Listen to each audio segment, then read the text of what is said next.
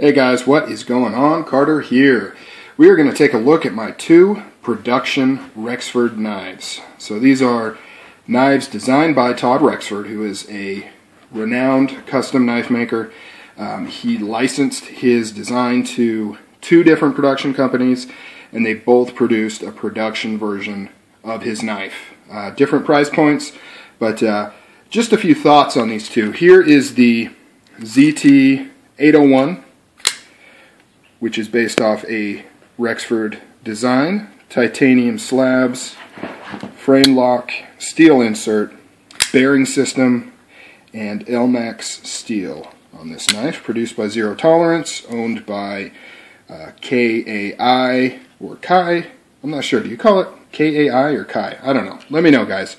AKA Kershaw. They also own Kershaw. So, same company, sister companies, I guess, brother companies. Made this knife right here.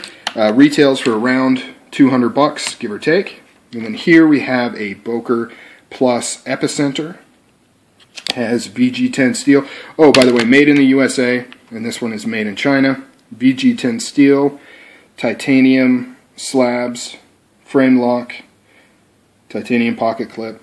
This one has a steel pocket clip. This is not a flipper. This is a manual knife, no insert. Retails now for about 100 bucks, although when it first came out, it was, gosh, I think it was approaching 200 if I remember correctly, so a little overpriced. And the reason I bring this up is because this knife here is basically flawlessly executed. It is probably my top knife, top production knife of 2013. It is a blast to flip. It is made to exacting tolerances, executed perfectly. Lock up everything on this knife is absolutely stunning. It's got that really sleek Todd Rexford design to it. Looks really nice. Great execution on this knife. However, it does have a little bit of ugliness to it, and I can't quite put my finger on it, but there's just something on this knife that just doesn't quite do it for me in terms of pure aesthetics, the way it looks. I don't know if it's some of this milling here or the black hardware and the black clip or a combination of things. I'm not totally sure, but there definitely is something that doesn't quite 100% do it for me. I still love this knife. I think it looks good, just not great. This knife, on the other hand, is almost a 100% reproduction of his custom Epicenter, and it looks amazing. The design on this knife, the finishing details in terms of the way it looks, that pocket clip, the pivot, the sculpted, curved titanium scales, the standoffs, the blade, everything just looks amazing on this knife. I absolutely love it.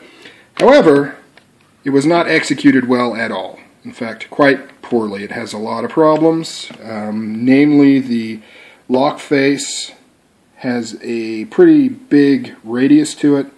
It develops lock rock very quickly, which this one has quite a bit, or rather lock slip, I guess you would call it. It also had, the detent was a little strong. I've since fixed that, but other than that, everything's good. But the lockup is terrible, and the titanium, I don't know for sure, but it seems particularly soft. It seems like it wore in really, really quick, developed that lock rock really, really quick. And this is just speculation, but I believe that they created this with injection molding, so they basically, or casting, so they cast the titanium instead of reduce the material. So this probably started off as big slabs of titanium that they then cut out, shaped, beveled, milled, all that stuff. This, it looks like they actually had a mold, and they molded the titanium, which I hear tends to create a weaker titanium, but that's just speculation. But it definitely has a lot of problems with this knife. So it's a shame that the one that has the best, in my opinion, the best design and the best details and aesthetics is the one that was poorly executed. How would it be if ZT had this design. It would look amazing. Oh, and that kind of brings me to Kershaw has another Todd Rexford design that they produce. It's around a $40 model. It's produced overseas. I've got one on the way, and it looks pretty nice. I forget the name of the model. I'm sure you guys can tell me. I think it's fairly new. It's not brand new, but it's, you know, the last number of months it came out.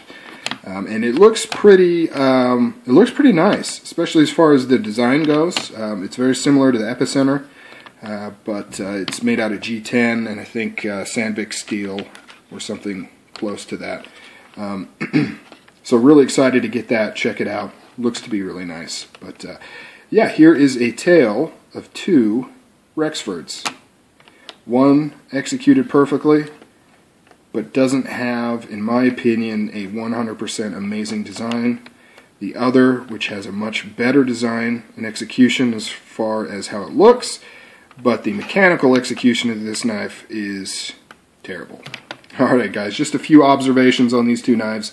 They're both really nice, they really are, but this one in particular I would highly, highly recommend. Alright guys, take it easy.